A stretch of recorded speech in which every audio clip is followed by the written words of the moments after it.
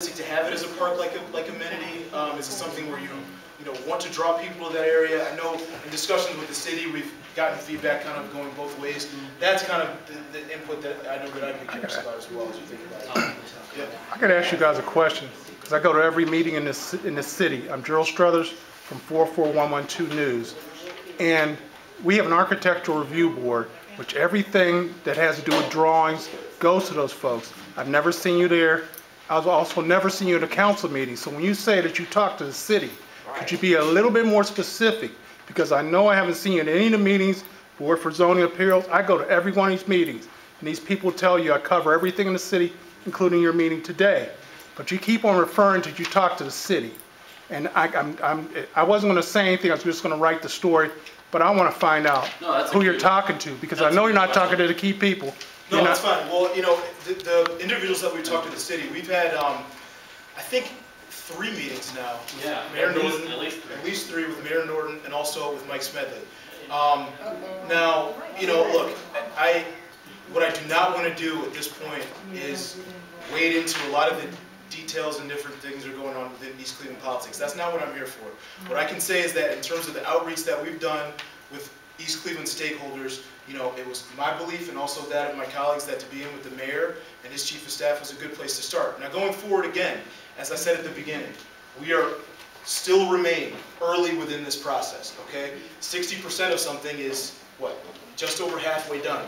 Now, hearing what you're saying, sir, if we need to come to council meetings in the future, architecture, design meetings in the future, look, there is nothing with this project that is irreversible, besides the fact that we're going to have basins in the area, okay? So in terms of the things, there's still ways to go in terms of stakeholders we can reach out to, and what I'm hearing you say is that we need to do that.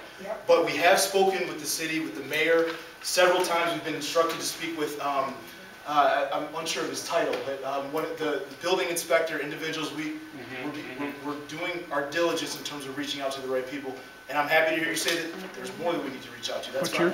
You keep on talking. Your whole goal is to get this basin in no matter what. Even after you put the basin in, if it goes wrong, which is what these people are telling you, what's going to happen to all that stuff, the scrapper's going to come in, take this stuff up, and you guys are going to get tired, and you're going to give up on it, on the stuff up top, because underneath is what your goal, no matter what, is get that done. No, sir, and it can change. Sir, I completely understand your concern, but you're saying that we're going to give up on it.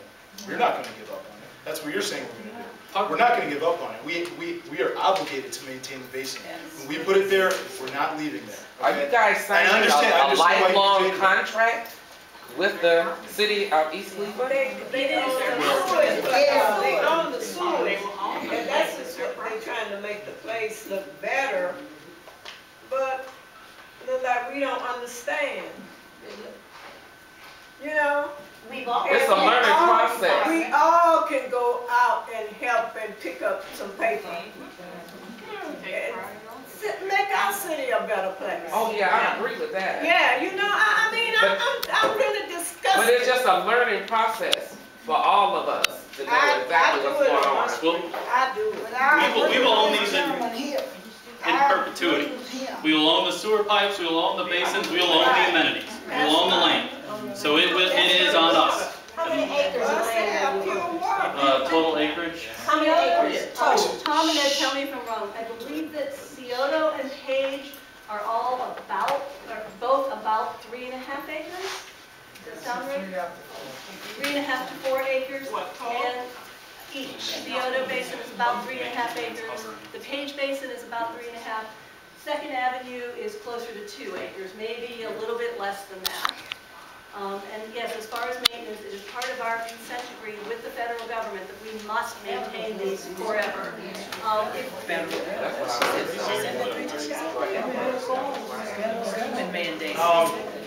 Ladies and gentlemen, unfortunately, look, this has been an extremely informative discussion I know for myself and I believe for my colleagues as well. We have to get out of the room at 7 o'clock on the dot. We're about 7 minutes away from that. The things that I would point you to, I know I'm going to try and get as many of the last remaining comments that we had. If you could please, on your score sheets, please write down comments that you have about the basin designs and some of the different amenities. We're going to collect all of them. We want to make sure that we get as much feedback on that from you guys as possible. one thing that I'd point you to, you can see it on the slide. This is the second of 3 meetings that we're going to come out and engage the public. Our next one is going to be the fall of this year, at which time, you know, we will have hopefully more details, a little more things to provide about exactly, you know, the shape that some of these things are going to take. And again, you know, as I said in the beginning, some of the real-world concerns that I know you guys would like to know about. So, you know, we're going to advertise that in much the same way. I've given as many of my business cards to people as I can. Please, if you need one, I'll get them to you before I leave. Give me a call, give me an email if that's easier, whatever one's easier. If there are questions that you have, information that, you know, we didn't get to, let me be a resource for you with that stuff, you know. And then going forward, we're going to do a lot of the same outreach about the public meeting to get as many of you out. I think we got a good turnout today. Yeah. We want even more for the next one, okay?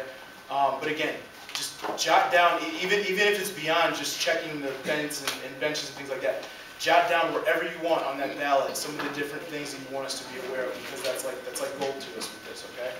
Now with the last few minutes, I saw another hand. I just wanted to say that this is not the first meeting that you've had about this and for input from the residents.